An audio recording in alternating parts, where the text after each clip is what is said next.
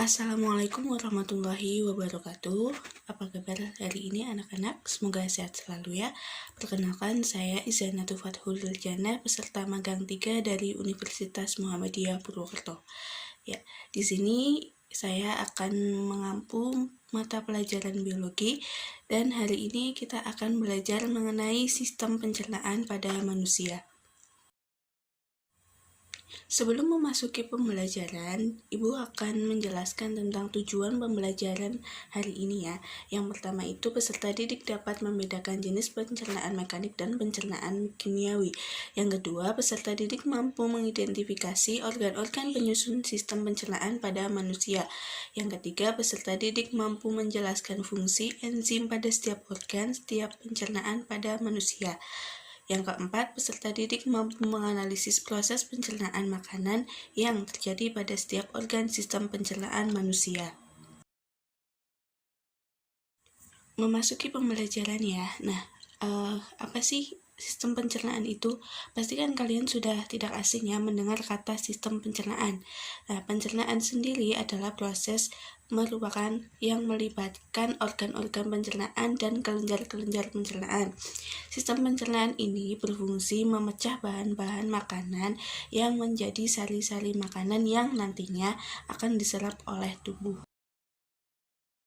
Lalu berdasarkan prosesnya, pencernaan ini dapat dibedakan menjadi dua, yaitu pencernaan proses mekanis dan proses kimiawi. Yang pertama ada proses mekanis. Ini merupakan pengunyahan oleh gigi dengan dibantu lidah serta peremasan yang terjadi di lambung.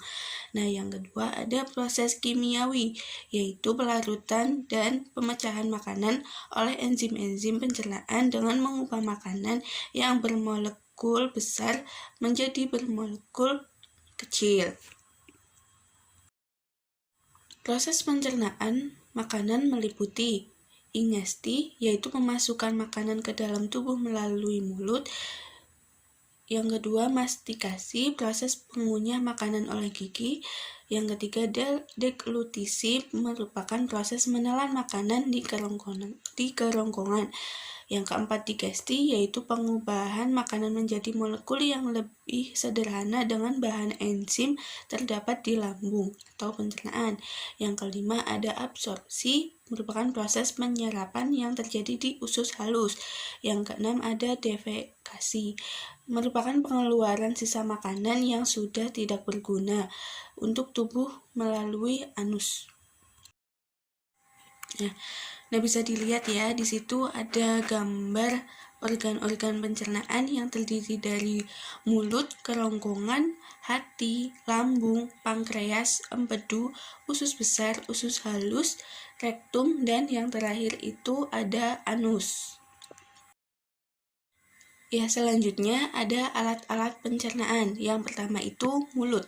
Nah, makanan ini mulai dicerna secara mekanis dan kimiawi di dalam mulut. Terdapat beberapa yang berperan dalam proses pencernaan, yaitu gigi, lidah, dan kelenjar ludah atau glandula salivales. Yang pertama, alat yang terdapat di dalam mulut yaitu gigi. Nah, ada beberapa macam atau jenis gigi yang terdapat di mulut, yaitu gigi taring, gigi geraham, dan gigi seri. Yang kedua ada lidah. Nah, lidah ini tersusun atas otot lurik, atas dilapisi epitelium, indera perasa, dan enzim amilase. Ya, selanjutnya ada kelenjar ludah. Kelenjar ludah ini terdiri dari glandula parotis, glandula submaxillaris, dan glandula sublingualis. Alat pencernaan yang kedua itu ada kerongkongan atau esofagus. Kerongkongan ini merupakan saluran yang panjang, kurang lebihnya itu ada 25 cm, yang tipis sebagai jalan makanan dari mulut menuju lambung. Fungsi dari kerongkongan ini sebagai jalan makanan dari mulut menuju lambung yang bergerak secara peristaltik. Yang ketiga ada lambung. Lambung ini merupakan saluran pencernaan yang berbentuk seperti kantung, terletak di bawah sengkat rongga badan. Fungsi lambung sendiri yaitu menerima dan menyimpan makanan dalam jangka waktu yang relatif lama. Makanan dicairkan dan dicampurkan dengan asam klorida supaya mudah dicerna oleh usus. Yang ketiga, ada pencernaan lemak. Selanjutnya ada beberapa bagian lambung itu sendiri ya. Yang pertama ini ada bagian atas disebut kardiak yang merupakan bagian yang berbatasan dengan esofagus. Yang kedua, bagian tengah disebut fundus merupakan bagian badan atau tengah lambung. Yang ketiga, ada bagian di bawah disebut pylorus yang berbatasan dengan usus halus.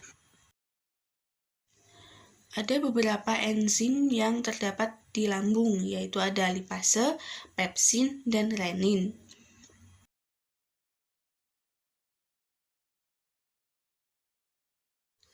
Alat pencernaan yang selanjutnya yaitu ada usus halus. Usus halus merupakan saluran yang berkelok-kelok yang panjangnya sekitar 6-8 meter. Lebarnya itu 25 mm dengan banyak lipatan yang disebut villi atau jonjot-jonjot usus. Bagian-bagian usus halus yaitu ada duodenum, jejunum, dan ileum. Duodenum ini merupakan usus 12 jari yang panjangnya itu kurang lebih 25 cm. Yang kedua ada jejunum atau usus kosong yang panjangnya ini kurang lebih 7 meter. Sedangkan yang terakhir ada ileum, ini merupakan usus penyerapan yang panjangnya ini kurang lebih 1 meter. Ada beberapa getah pencernaan yang berfungsi di usus halus, yaitu ada cairan empedu, getah pankreas atau insulin, serta getah usus. Nah, getah pankreas ini terdiri dari tripsin, amilase, dan lipase.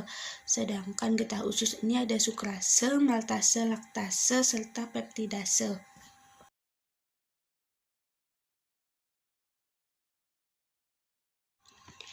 Ya, selanjutnya ada usus besar. Nah, usus besar atau kolon ini memiliki panjang kurang lebih 1 meter dan terdiri dari cecum, kolon ascendens, kolon transversum, kolon descendens, dan rectum.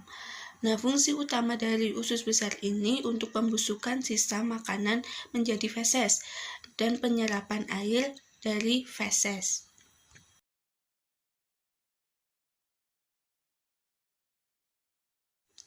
Nah, yang terakhir ada anus. Fungsi anus itu sendiri yaitu sebagai lubang keluarnya sisa hasil pencernaan atau defekasi, yaitu feses.